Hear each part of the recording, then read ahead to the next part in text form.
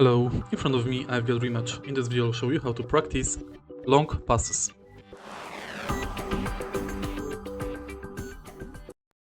In the beginning, let's go to practice from my menu and go to pass. Go to hoops, and now you can practice long passes. Get the ball inside as many hoops as possible, watch for the yellow ones to score more points. To perform long pass, press R1 plus square.